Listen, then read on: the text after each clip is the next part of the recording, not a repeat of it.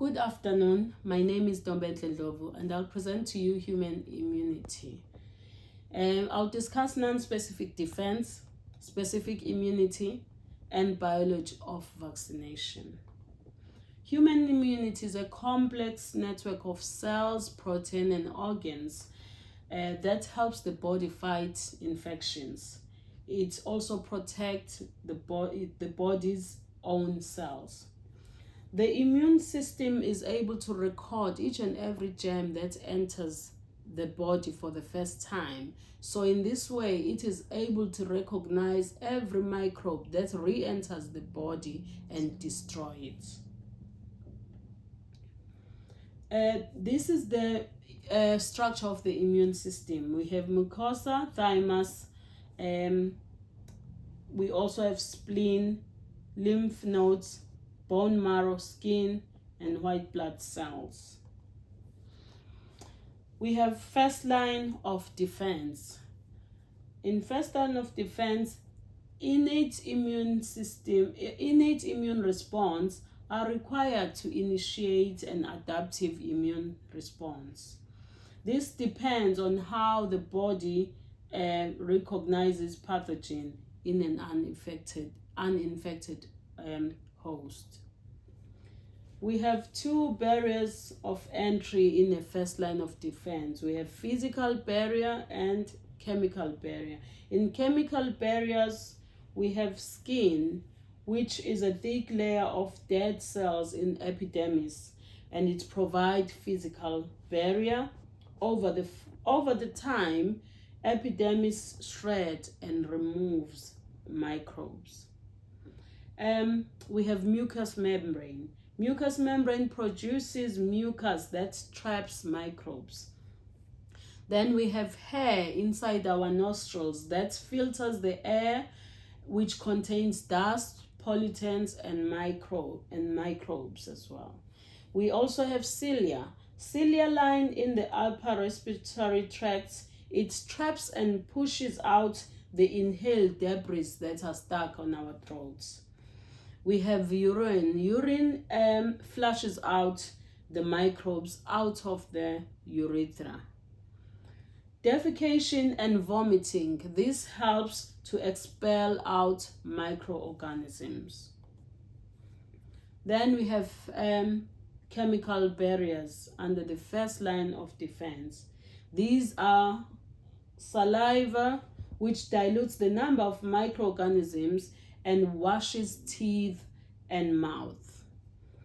We have gastric juices. These are found in our stomach. They destroy the bacteria in the stomach and most toxins because these gastric juices are very acidic. They are highly acidic, consisting a pH of 2 to 3. We have lysosome. Lysosome are enzymes produced in our tears and perspiration and saliva that can break down cell walls and act as an antibiotic to kill bacteria. And we have hyaluronic acid. This is a general substance that slows down the spread of the noxious agents. And sebium. Sebium is also called unsaturated fatty acid. It provides protection film on the skin and inhibits growth. This reduces the growth of the germs that's found on our skin. And we also have acidity. Acidity inhibits bacteria growth on the skin. We have here the second line of defense. Second line of defense is a non-specific resistance. It destroys all the invaders, and phagocytic cells ingest and destroy microbes that passes into body tissues. Here I have a process of macrophage. And the microbe attached to the phagocytes Phagocyte's plasma membrane extends and surrounds the microbe and take it into the cell in a vesicle. The vesicle merges with lysosome, which contains digestive enzymes.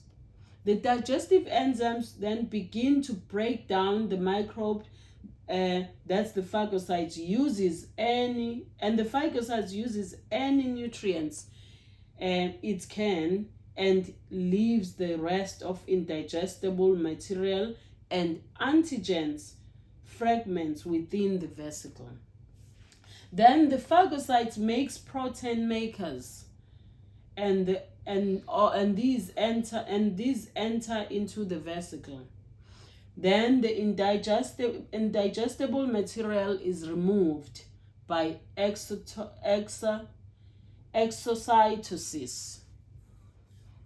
And then the antigen fragment binds to the protein maker and displayed on the plasma membrane.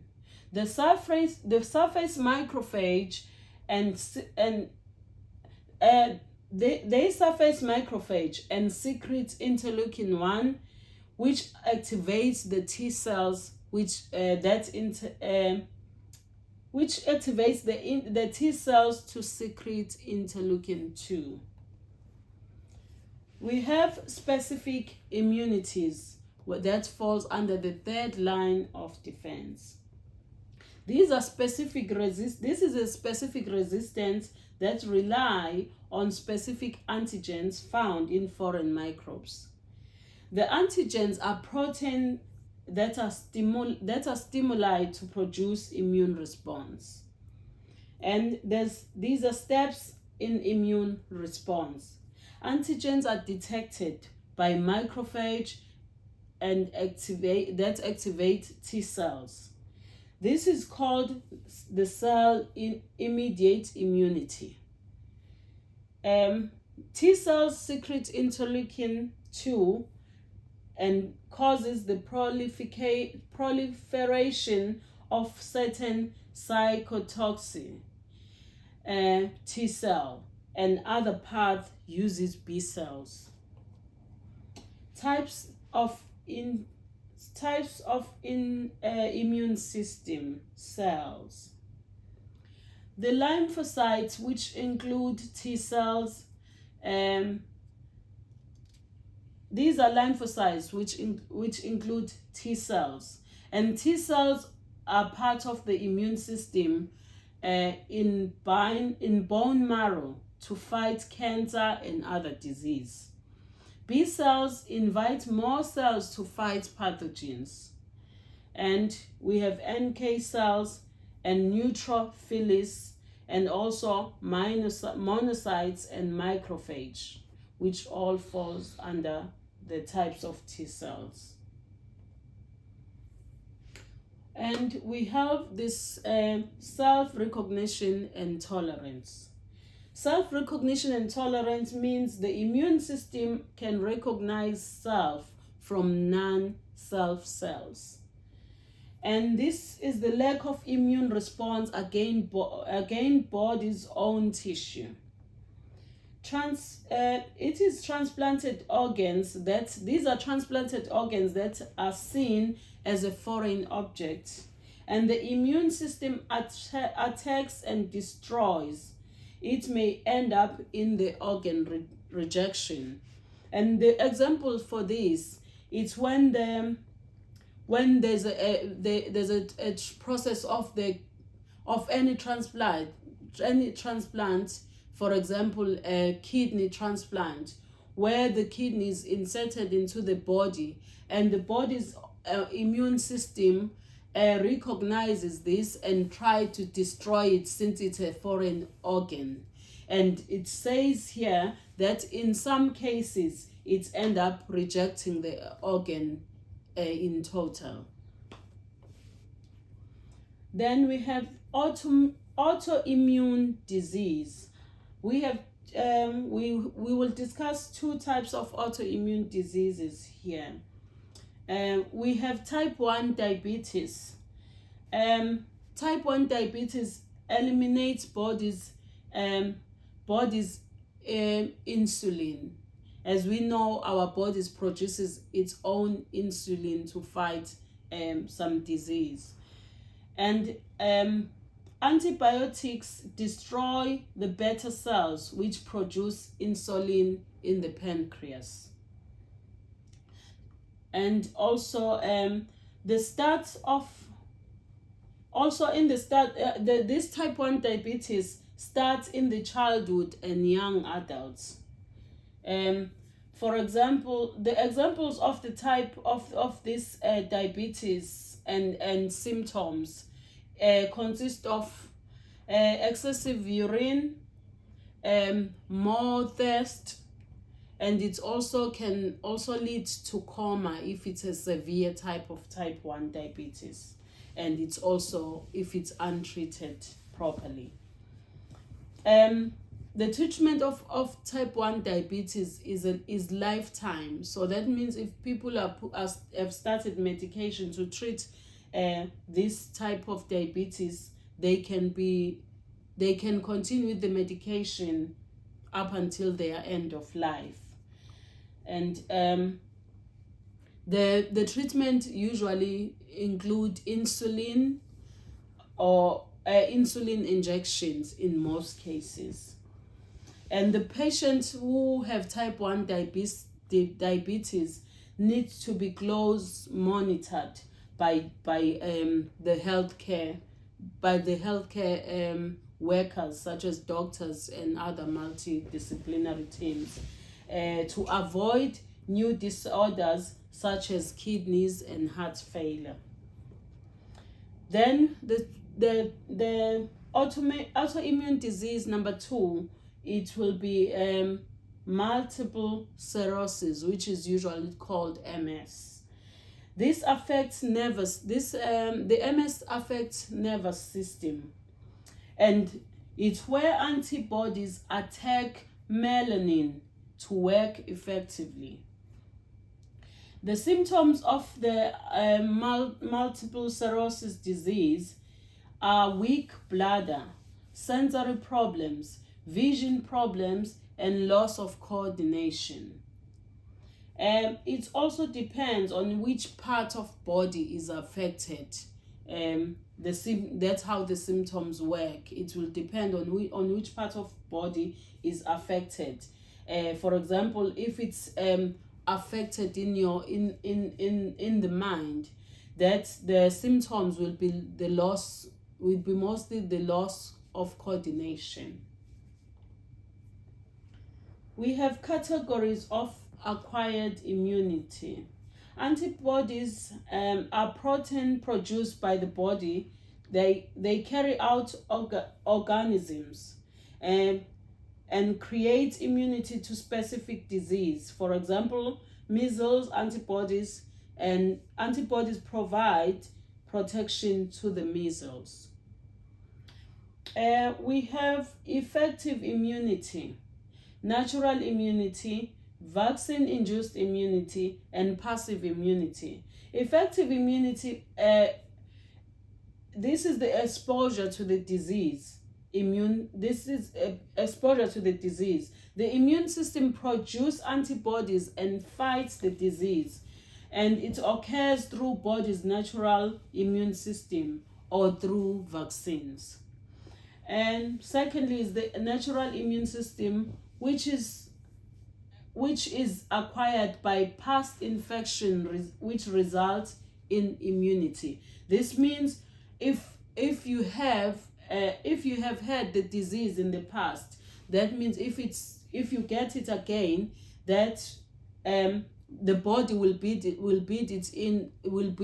its own immunity regarding that disease, and it will protect the immune system.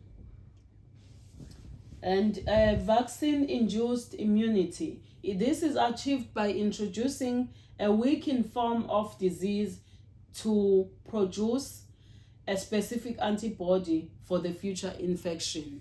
This is when the people are vaccinated, for example, in the COVID or any other vaccines that are used. It's when they introduce a weakened disease to produce the specific antibodies for that specific disease. Then the passive immunity, antibodies given to a person. These are antibodies given to a person. For example, the placenta during pregnancy. Immediate protection compared. It provides immediate protection compared to the effective immunity. We have immune response to vaccine and immunological memory. Vaccine contains a small amount of bacteria or virus weakened. It causes the immune system to respond against diseases. It also memorizes the antigens and builds specific antibodies to fight the disease in the future. We have herd immunity and vaccination programs and factors affecting vaccine uptake. Many people around, the herd immunity means it's when many people around you are vaccinated. Because not everyone can be vaccinated, the herd immunity helps to provide that protection. It is not 100%, and the vaccination programs plays a huge role in preventing infections. We have factors affecting vaccine uptake. This is also called vaccine hesitancy. This is refusing or delay in accepting vaccine, and the reasons of this is usually confusion, resistance, and fear of taking the vaccine, and fear of the unknown. For example, not knowing what will happen after you take the vaccines, what will be the side effect of that vaccines. And the research shows that the people who are usually impacted by this fear or confusion and resistance of taking vaccine, it's mostly the people from ethnic minorities who follow the certain religions and other beliefs. And the race also contributes to vaccine hesitancy. For example, during the COVID time, the doctors from Europe had suggested or recommended that the vaccine trial should be started in the African countries, and this didn't sit well with people from Africa, and they ended up finding that the vaccine centers were vandalized or destroyed. This is the end of my discussion. Thank you.